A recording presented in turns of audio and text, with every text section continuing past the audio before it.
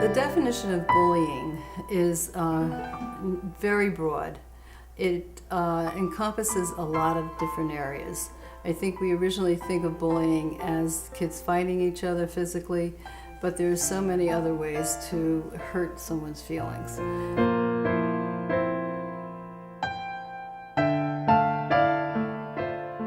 And I think that's a big part of it. It's not just hurting them physically, but hurting their feelings. And that can be done by teasing, by hitting, by stealing, by calling names, which is a big thing. If you were to compare bullying with another kind of social interaction, I think in some ways I would compare it to domestic abuse, because we're talking about repeated intentional harm with a power differential.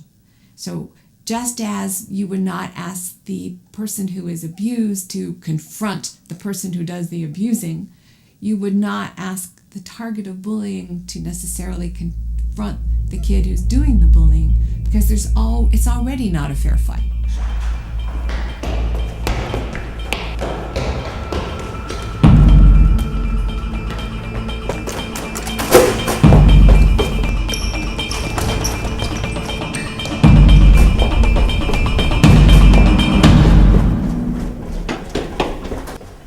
Come here, groupie.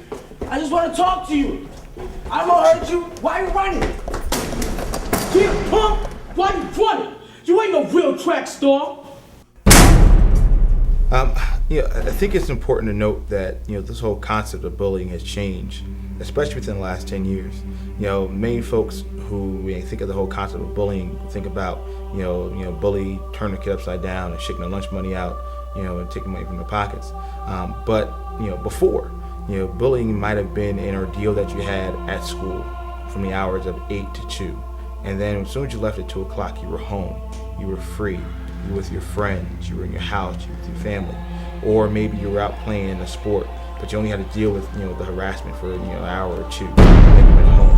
And so the ability to cope was much easier. Nowadays, kids go to school, they get harassed at school, they leave school, they see a text message on their phone, they get home, they go on Facebook, they see another message, and then they go somewhere else, they see Twitter, then they see Instagram, and then they see MySpace, and they have recurring images and messages, for what it feels like.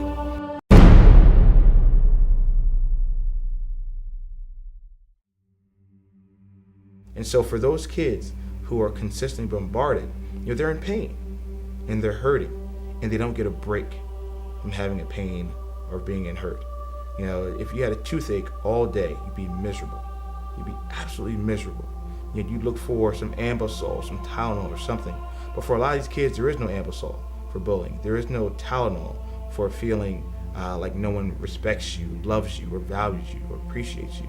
And so, for me, that's the importance of trying to get people to understand the way kids feel, or how kids feel, or what may lead a child, to want to end their life, to want to end the consistent pain that they can't find to stop. I know in my own family that a niece of mine was a victim of sort of a group of individuals. I wouldn't really call them a gang, but they all had it out for her over some very petty thing, and that she one thing they did was they wrote terrible things about her on their family vehicle. They threw eggs at the house. They put horrible things in the mailbox and made it very uncomfortable for her to go to school. She felt afraid. She thought that she would be beaten up at school. When she would see a part of that group that was bothering her in a store while she was shopping with her family, she would get very nervous and fearful and worried that something would even happen to her while she was with her own family. So it creates a lot of tension, not just among, for the entire, for a child's entire family once you find out that this might be happening to someone that you love. If you are that afraid, if someone really has you that afraid, whether it's a real threat or not a real threat, and you just don't want to stick around and find out whether or not it's real, and you don't trust in the adults around you responding quickly enough, then at that point, I would suggest, going to a police officer or a police station, or maybe not dialing 911, but definitely going to a police station and filing a complaint or speaking to someone at the station. They welcome kids with complaints and problems and stuff, and their presence alone, even if they just showed up on the scene, their presence alone more than likely will shut that bully down. A lot of what moves people of cross ages to violence is the inability to express oneself to someone else in words where they feel that they'll be heard, number one. But number two is a sense of how they see themselves reflected back to them in someone else's eyes. And so when they see themselves reflected back in someone else's eyes, they may feel a great deal of shame about what they see coming back at them. And that's what moves them to violence.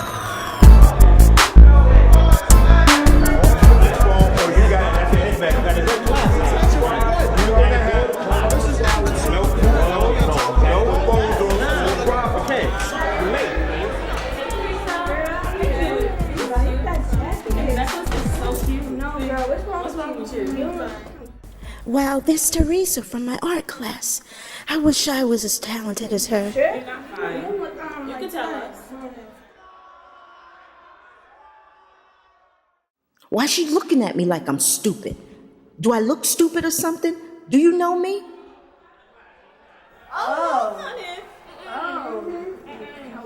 Girl, you better go wash your hair. The way she looked at you. Hand the bag. That was me. Think I should? Yeah, go get it. Hand the bag. Yeah, go get it. Hand the bag. Why are you looking at me? You know me or something? Why, you want to fight me or something? Then come on. Come on, let's do this then. Come on. What? You want to fight me? Do you know me?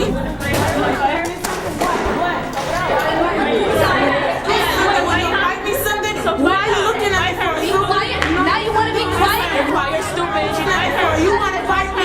Do nothing. What? I'm the one. Do something. Do something.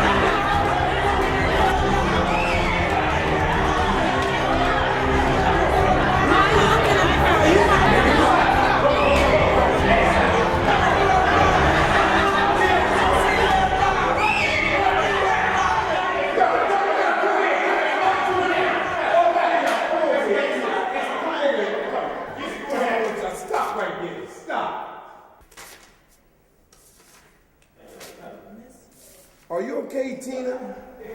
Yes. Are you sure you're all right? I'm fine.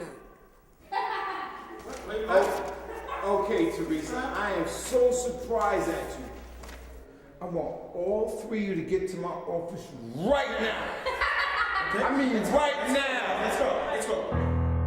It isn't anything to do with the other person, if the other person were a different way or what have you. It's really about when they see that other person, what the meaning they attribute to that other person and how that other person sees them, and that reflection back to them. It's a moment,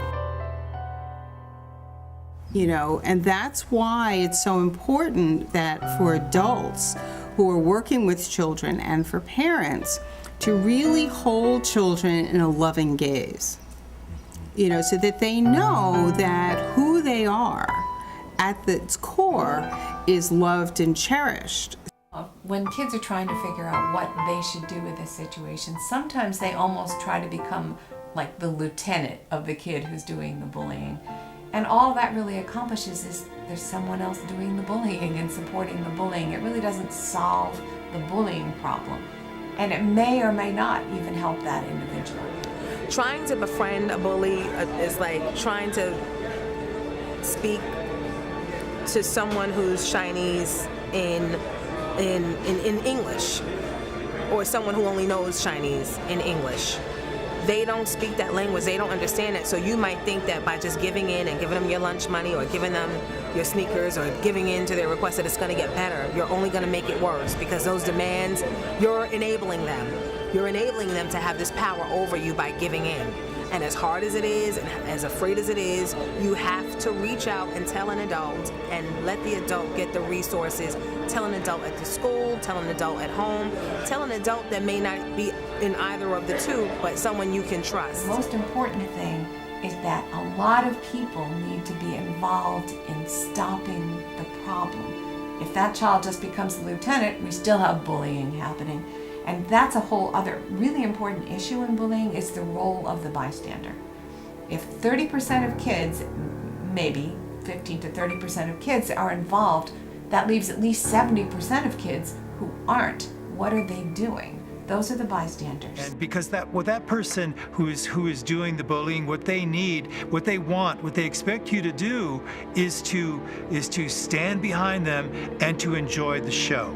Because they're putting on a show, they're putting on a spectacle, this drama that's being created. They're in a very powerful position, and the person who's being bullied is at the mercy of that powerful position. So what can you do? What is this? The easiest, most simplest thing that you can do is to disengage, to dissemble, to take away the power of the person doing the bullying. And by doing that is to simply walk away, don't pay it any mind, don't laugh, don't participate, don't jeer, don't egg them on, because it's not a situation that's healthy. It's not we want the world has a lot of problems today. We want to learn to how do we work around some of these big issues? How do we find solutions? And I think it's a way, by walking away, we're working together. We're like taking the power away from something that's bad, something that you could say is evil, and just like not giving it the time of day, just leaving it alone and going about your day. I think that would be that would put a stop to a lot of this crazy bullying business that goes on in schools, just by doing something very simple like that doesn't place you in any danger, just by not being an audience member. The most important thing in a school-based program, and it's also important for parents to teach their children, not to just stand by. They don't have to confront the person who's doing the bullying, get in their face. That's really not even recommended anymore. But more, be a friend to that kid who's being targeted, or distract the kid who's doing the bullying, or help the targeted child tell an appropriate adult. Don't just stand there. I think it's Dante who says the hottest places in hell are reserved for in times of evil, preserve their neutrality and do nothing. Martin Luther King said the same thing, different words.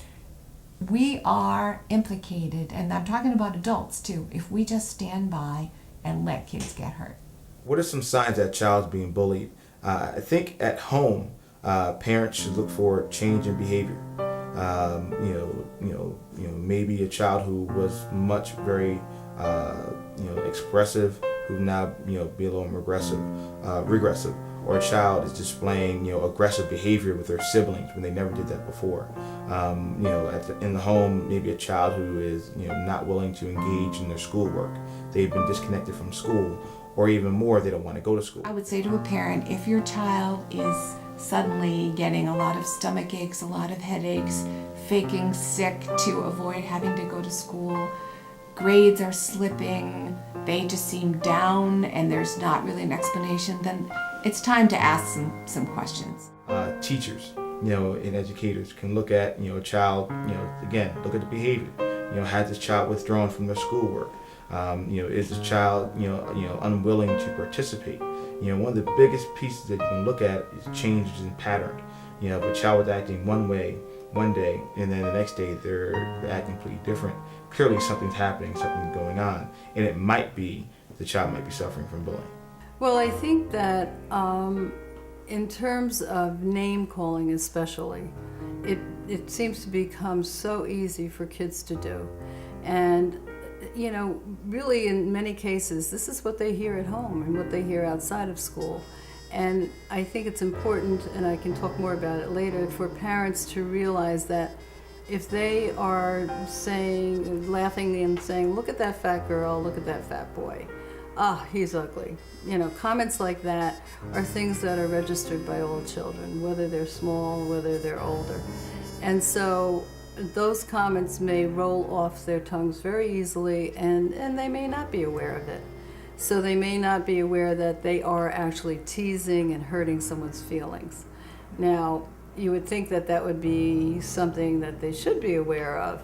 And we run into it all of the time, but children need to be reminded constantly that these are not things that are appropriate and that these are things that can hurt others' feelings. Is that because it makes you feel different? It makes you feel alone. It makes you feel separate. It makes you feel not part of the group. Now, some forms of bullying can be very tricky and hard to recognize. If you see someone who looks different than you and say something like, you sound funny, your voice, you know, you have a funny accent, your hair is different than mine, can I touch your hair, where did you get those clothes, are you poor? I mean, one has to be careful of what you say to other people, because you may not even think that you're being unkind or that it may affect someone, you know, hurt someone's feelings. There are some people who feel that bullies are born, and bullies are not born. They witness things, they see things, these kids see things, they witness things, they are brought up in certain situations that cause bullying. So if we can help them to understand that they can change their behavior and be better people and citizens, I think we're doing a good thing. So I encourage you to become aware of the things that you say to each other, to show respect, to respect that there are differences in the world, that people are not all the same color, that people don't all sound the same, that people are not the same size, that we are all part of this thing called life together, that and that we have to be sensitive to the needs of each other. If we're not, then, you know, it's a kind of world that, you know, it becomes an unhappy place, and we want to have a little bit more ability to get along with each other. Not that we have to be best friends, because we're not always going to be best friends with everybody, but we have to learn to respect the differences of each other, to compromise, to not always have your way. It's important to hear what the other person says, to share ideas, to work together, to reason together, to make a better world together. And you can start that by making a more, you know, do something kind for someone in your class. Just say something nice to your teacher. Compliment the person sitting next to you. I mean, these are different small steps that we can take that will make our lives better, that will make our schools better, will make our streets safer, and will make this a better world, a better country, a better place to live.